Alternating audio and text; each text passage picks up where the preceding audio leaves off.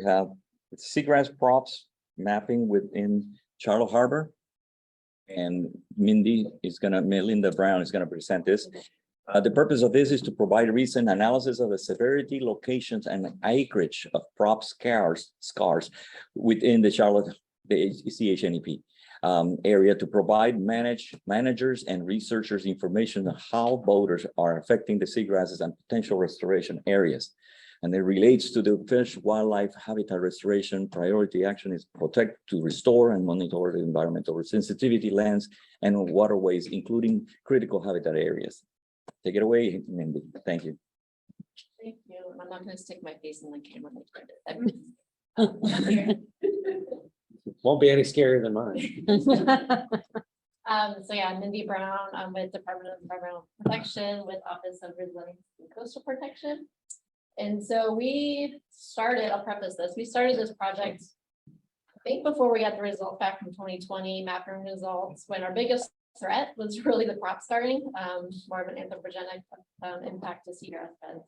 And then we had Hurricane Ian. So of course, all of these are before Ian, but it does capture some of that seagrass loss that Chris talked about. So yeah, he did a great job kind of setting me up for this. But so yeah, this presentation is more about propscar mapping and seagrass beds. So propscars, if you're not familiar, is the actual impact that boats cause on these seagrass beds when they're running through with their propellers on their motor. And if you've ever been on the water and you see these white lines through the seagrass bed, one or maybe two if they have two props, unfortunately. This is where the boat propellers actually dug into the dirt, kicked up the seagrass, removing the roots and the shoots. And it's a big problem in our aquatic preserves, where it used to be the biggest problem. Okay, next slide. All right, so just a little bit of a background. The Charlotte Harbor Aquatic Preserves are 5 aquatic preserves here in Southwest Florida. Statewide, there are 42, the newest one being the Nature Coast, established in 2020. And all these aquatic preserves are mostly on the coast, but we do have some freshwater springs aquatic preserves as well. Okay, next slide. So yeah, these are the 5 aquatic preserves managed out of our office in Punta Gorda. And we go from Sarasota to Lee County, including Lemon Bay, Aquatic Preserve, Gasparilla Sound, Charlotte Harbor, Cape Hayes, and then in Lee County, Pine Island Sound, and Mattership Pass. So altogether, it's almost 180,000 acres of sovereign submerged lands below the mean high water. That's kind of our boundary there. And the Aquatic Preserve Act of 1975, this is actual in law. So these water bodies could be set aside in their natural essential condition for future generations to enjoy. And so we have a full management plan. We do different activities to try to manage these estuaries. Next slide. And these are just pictures representing kind of the activities that we do. We do water quality monitoring. We have a volunteer water quality monitoring group where we train citizens to go out and collect monthly water quality at 42 fixed stations across those 3 counties. We have a continuous water quality monitoring program in Mattership Pass, and we're expanding into Charlotte Harbor west wall, and then we're working with Brandon to try to put one on the east wall. Since we have all these seagrass issues, we're trying to collect more continuous water quality there. Of course, Hurricane Ian impacted those. We're trying to reestablish the west wall, and we are missing 2 of our songs in Mattership Pass. But anyway, we're missing some data there. We do education outreach. We work with regulatory folks for any new applications in the aquatic preserves, docks, marinas, dredging, try to reduce impacts. We do on the far left bottom colonial wading and diving bird rookery monitoring, and we help establish critical wildlife areas in Pine Island Sound in Estuary. And then we do seagrass monitoring. So that's kind of what I'm going to focus on today. Next slide. All right, so worldwide, there are about 70 different seagrass species here in Southwest Florida. The top 3 are the 3 most common seagrass species that we have, and then the bottom 3 kind of come and go. They're more ephemeral. So the top left is the Halibuly radii that Chris mentioned, the shoal grass. This can live on the shoal, so it can be exposed at low tides. It can survive that. It tolerates wider ranges of salinity between fresh and salt. And it is our most common species of seagrass throughout the Charlotte Harbor Aquatic Preserves. And then we have Thalassia testudim or turtle grass in the middle here. It's the wider blade with the round tip. And this is more like a climax species. So when we talk about continuous seagrass beds, a lot of that is the turtle grass. And these are old beds, over 50 years old. Some of these have been found to be, that stable of a seagrass habitat. And so when we lose that continuous Thalassia like we did on the east wall, that's kind of a concerning aspect. So anyway, that's turtle grass. We have manatee grass or Ceratodonium, and these like to be in deeper waters, and saltier waters as well. So it's closer to like the passes in Pine Island Sound and then Gasparilla Sound. And then we have two Holophila species down on the bottom, stargrass, paddlegrass. They're very short, and so they might be buried underneath the seagrass.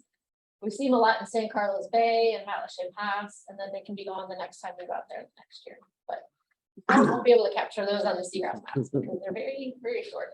And then we have Rupia or the Widgeon grass. And, we used to think these were freshwater species, but we've been seeing it in Pine Island Sound. So it tolerates a wide range of salinities, more than we'd ever thought. And I did not include tape grass, Dave, Balassinary, because it's not in our aquatic preserves, but it is up in the river. So we have that freshwater seagrass. And Rupia is not, is it, it's not a shoe seagrass, right? No, No. No, yeah, I didn't think so, but Yeah. but we it kind of include it if we see it it. can tolerate 70 parts per thousand. Wow. 70? Wow. Okay. Yes, a lot. Seeds won't sprout if it's over 28 parts. per Okay. thousand. Because we used to see it just in like the Myakka River, Peace River area. It's very hard to differentiate between Halibut. You have to look at the very skinny tip of the blade, but then we see it in Pine Island Sound branching all over the place. So it looks take on different shapes. And so, How do you exclude 70 parts per thousand salinity? Like, what does it do to not totally shrivel up? That's pretty impressive. Florida Bay, we counted Florida Bay when it got. Impressive. next slide. So yeah, when we map seagrass, it could include a variety of those. When we do our monitoring, we try to differentiate between all those species along with the drift algae. All right, so when we talk about seagrass, it's very important habitat for many different species. 90% of commercial and recreational fisheries depend on seagrass, either as shelter, nursery, or food source. It's very important for manatees, turtles, sharks, all of those. It improves water quality, stabilizes sediment, cycles nutrients and carbon, sometimes faster than rainforests. 35 times faster than rainforests is what I found out. That's and so, some people don't understand these environmental values or what we think are intrinsic values, why we need to protect this habitat. So then they started putting values on acreage of seagrass. So back in 2009, it was valued at $20,000 per acre of seagrass. And then back in 2012, there was a specific study in Pine Island Sound that found it was closer to almost $94,000 per acre. And so we've been having conversations now that we're losing seagrass and now that may be impacted by Ian. If we lose seagrass, does that make it more valuable? Does this number need to be increased? 2012 was a long time ago as well. So I think maybe having some of these habitat economic evaluations updated would be important as well. And I've seen estimates that suggest restoring an acre of seagrass costs somewhere around $100,000. Yeah. So, use that first number, yeah, it's 2009, but $20,000 per acre. You lose an acre of seagrass, you lost 20,000. It's going to take you $100,000 maybe to get it back if you're lucky. That's a big That's a huge, yeah, it's important. I mean, to me, it's invaluable. People want to know. Was that study ever published and peer reviewed? The The economic value? beaver? Yes. Yeah, I think so. Mhm. I think it's probably on the NEP website. Yeah, I can try to find I think that number would be very useful. Yeah. it. Yeah, I can try to find it. It's the peer review. All right, next slide. All right, so Charlotte Harbor Aquatic Preserves staff have been monitoring seagrass beds since 1999. We have 50 fixed transects. So we usually start from shore. We have fixed stations that we go out every year. It depends on the bathymetry and the length of that seagrass bed. So the west and the east walls, they can be 700, 800 meters long, and we're going out every 50 meters. And then when you have sites in the Peace River where they're very short seagrass and it doesn't go out very far because of, mainly because of sunlight, reduced clarity. Sometimes we're going out 20, 30 meters. So yeah, we go to shorts to the very deep edge of where we find that last seagrass bed growing. We look at the species, the abundances, the water depth they're growing at, so we correct it back to mean tide, so we can look at change in depth, especially at that deep edge of where that seagrass is growing, and compare it to water quality and clarity. So we know what's affecting the seagrass and how deep it can grow. Yeah, and our results have been published in Florida Sciences and the FWC Seagrass monitoring reports. And the data is available on the water atlas, which is really cool because you can click on the basin, you can click on individual transects, look at abundance over time, and then in coordination with the seagrass maps, I think is a really cool tool if you wanna go on there. All right, next slide. All right, so Chris already talked about seagrass mapping. And so our area is kind of split in between the Southwest Florida Water Management District and South Florida Water Management District, and they do the mapping at different times. Sometimes it's not the same years. Southwest is really good at doing it every 2 years. And again, 2022 is available.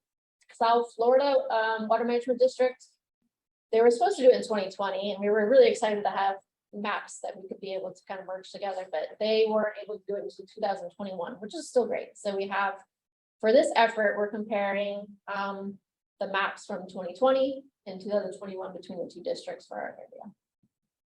All right, next slide. Yeah, so we're looking at prop scarring. So again, I talked a little bit about what prop scarring is, but when you have a boat going through these seagrass beds continuously, we find this a lot next to existing channels. Some people like to take a shortcut, and you have all these lines you can see from the aerials coming off of these channels in these shallow areas.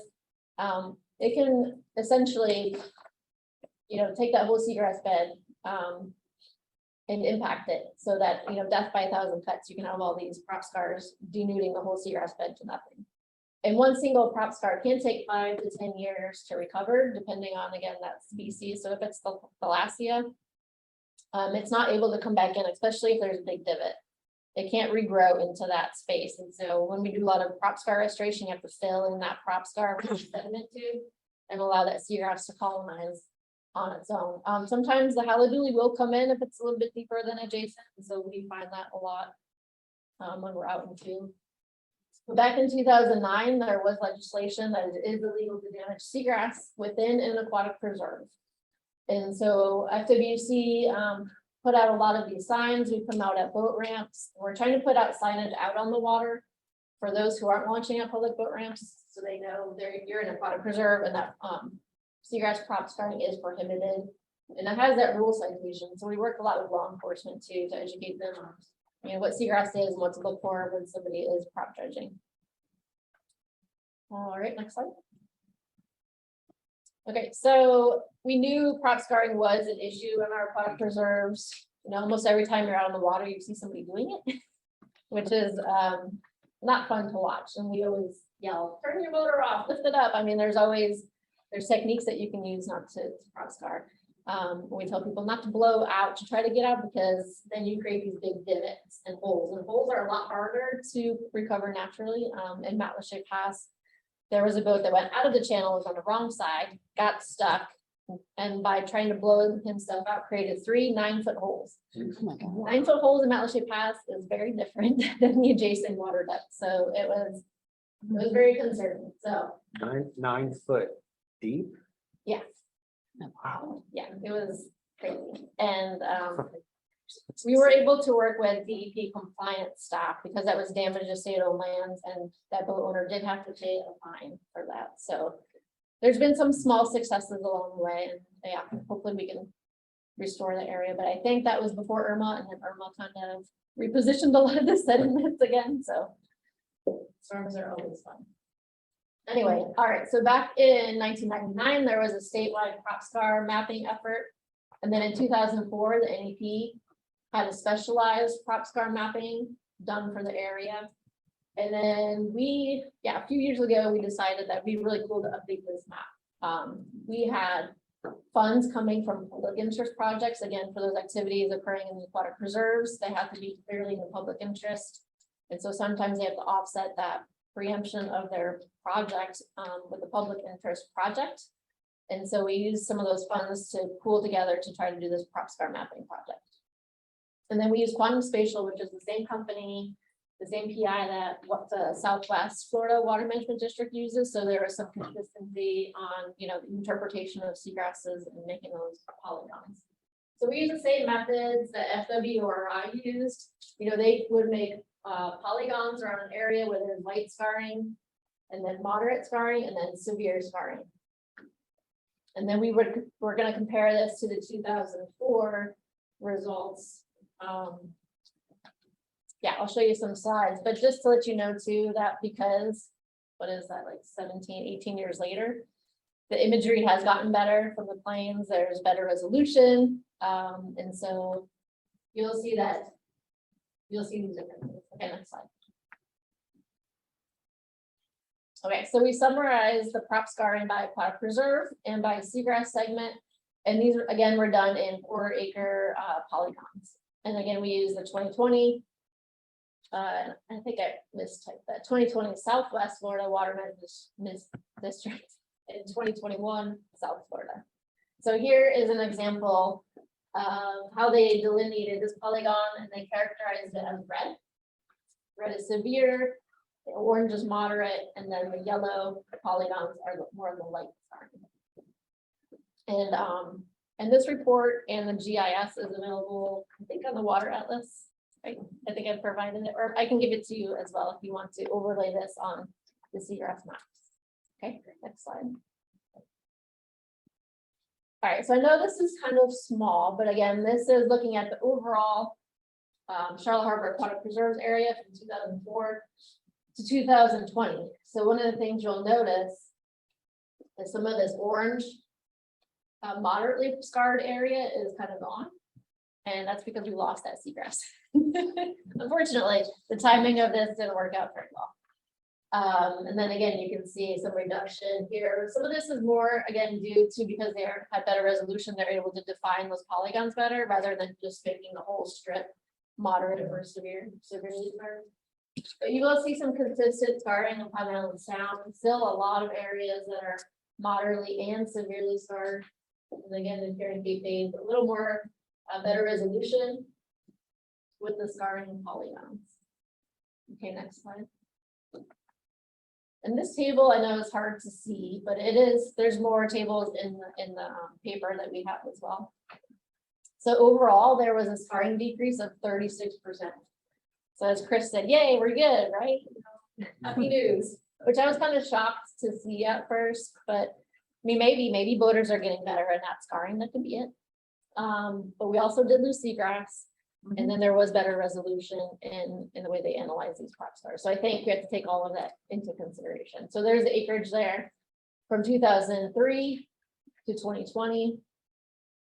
10% of the current Charlotte Harbor Aquatic Preserves is currently scarred, and that's on average. Matlacha and Pine Island Sound have the highest percentage of scarring at 18%. So that's still a lot of your seagrass beds that are scarred. Gasparilla Sound, Charlotte Harbor had a 70% decrease in scarring. But again, I think most of that is due because we lost 50% of that seagrass on the east wall as well. All right, next slide. And then we looked at it again in these pie charts by aquatic preserve. So looking at Pine Island Sound, maybe you can't see these colors very well. This is severe, this is moderate, and this is light. So Pine Island Sound had the highest total acreage of scarring at almost 11,000 acres, and 50% of that was moderately scarred. But if you look over here, a lot of the seagrass that was scarred in Pine Island Sound is continuous. So again, those really healthy, stable beds are being scarred. That's because Pine Island Sound is very shallow. If you've ever blown out there, you have the main channel on the west side. All of that to the east is very shallow, mangrove islands, and people just run through there like there's no tomorrow.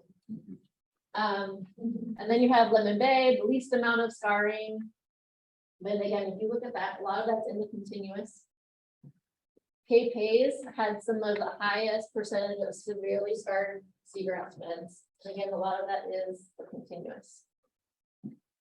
So there's a lot of other, innuendos with some of these pie charts here. All right, next slide. And again, this is just looking at trends. So, I mean, this looks all happy, right? Everything's going down, so it's good in green. And the scarring's going up, it's in red. So this was a little bit of a puzzle to me. We lost seagrass in those areas. And why were they increased in scarring? I think some of this might have been scarring on that tidal flat. And I think that some of the tidal flats were included, if you could see it really well going, those scars through those sandy areas. I think some of this might have been captured with this little bar up here out of Florida. But again, it looks all great views, but I just want to let you guys know that it's still a concern that we have. All right, next slide.